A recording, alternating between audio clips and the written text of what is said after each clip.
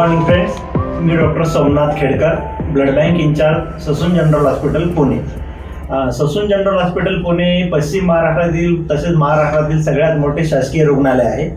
साधारण आमची bed capacity ही 1800 आहे। We are 1800 bedded hospital. तर अख्ख्या पश्चिम महाराष्ट्र म्हणा, मराठवाडा रिजन तसेच सगळ्या महाराष्ट्र व बाजूचा कर्नाटक, आंध्र येथील रुग्ण देखील आपल्या इथे उपचारासाठी येत असतात।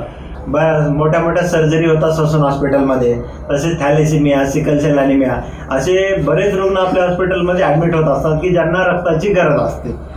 साधारण आमच्या रक्तपेढीमध्ये वर्षाला 18 ते 20 हजार ब्लड युनिट आपण कलेक्ट करतो दरवर्षी, आणि आपली रिक्वायरमेंट त्याच्यापेक्षा जास्ती आहे। बऱ्याच वेळा आपल्याला एक साधारण 15-20% ब्लड बाहेरनं मागवावं लागतं।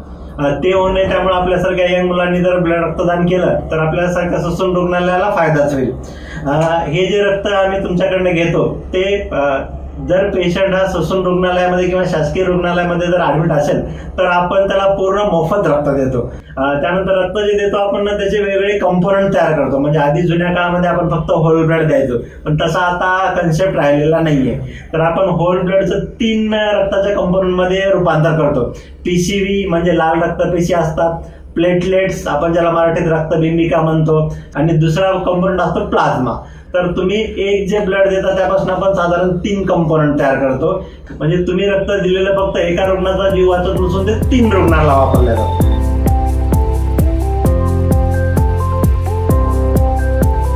18 ते 65 वर्ष वयामधील कोणी स्त्री अथवा पुरुष दोन्ही रक्तदान करू शकतात। त्यानंतर आपण वजन बघतो। वजन साधारण 45 किलोच्या वर पाहिजे, 45 ते 50 किलोच्या वर पाहिजे। रक्तामधलं हिमोग्लोबिनचं प्रमाण 12.5च्या वर असलं पाहिजे, तरच आपण त्या व्यक्तीचं रक्त घेऊ शकतो। तसेच आपण त्या रुग्णाचं रक्तदात्याचं आपण ब्लड प्रेशर चेक करतो। तसेच त्याला इतर कुठला आजार नाही हे पण बघतो।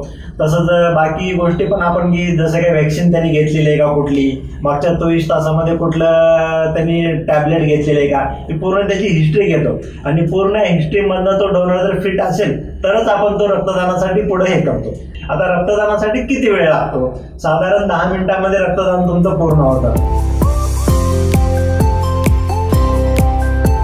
तर मॅक्झिमम आमचे जे रक्तदान शिबिर आहे ते कॉलेजेसमध्ये होतात। पुणे विद्यापीठामधली सगळी कॉलेजेस अशा ठिकाणी आपण रक्तदान शिबिर आयोजित करतो।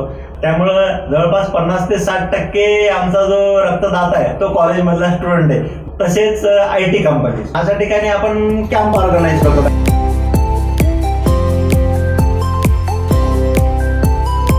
तिकडनं रक्त आल्यानंतर आपण वेगवेगळ्या त्याच्यावर तपासण्या करतो, जसं की HIV, HbA-AG, HCV, मलेरिया अशा आपण रक्तावर तपासण्या करतो, जेणेकरून आपण ज्या रुग्णांना रक्त देणार आहे तो शुद्ध रक्त असलं पाहिजे। म्हणजे जे रक्तामधनं रुग्णाला जे ट्रान्सफर होऊ शकतात असे आजार, त्या आजाराच्या आपण तपासण्या करतो। त्याच्यानंतर आपण वेगवेगळे कंपोनंट तयार करतो। वेगवेगळे कंपोनंट तयार केल्यानंतर ते आपण वेगवेगळ्या टेम्परेचरला स्टोअर करतो। पहिला प्रश्न असो की मला रक्तदान केल्यानंतर अशक्तपणा येईल का? मॅक्झिमम स्टुडंट किंवा प्रत्येक साधारण रक्तदाता प्रश्न असतो, पण तसं अजिबात नाहीये। तुम्हाला रक्तदान करण्यासाठी फक्त 10 मिनिटं लागतात, आणि आधी आपण त्याची खात्री केली असते तुम्ही काहीतरी खाल्लेलं असलं पाहिजे।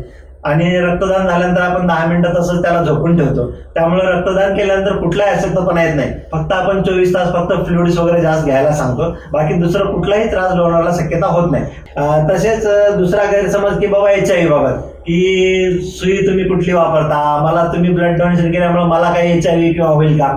तसं अजिबात नाही। आपली बॅग जी आहे ते डिस्पोजेबल मधलं पूर्ण एक असतं की प्रत्येक बॅगला एक अटॅच निडल असते, आणि ती आपण ओपन तिथं डोनर समोर करतो। त्यानंतर ती निडल आपण ब्लड डोनेट केल्यानंतर कट करून लगेच डिस्ट्रॉय केली जाते। त्यामुळं रक्तदान करणाऱ्याला त्यामुळे कुठलाही आजार होत नाही। तसेच तुमचं जे रक्त दिले ते 24 तासामध्ये भरून निघतं। तो एक आणखी प्रश्न असतो की मला काही त्रास झाला तर माझं रक्त किती वेळात नॉर्मल होईल, आणि परत 3 महिन्यानंतर तुम्ही रक्तदान करायला तयार होता।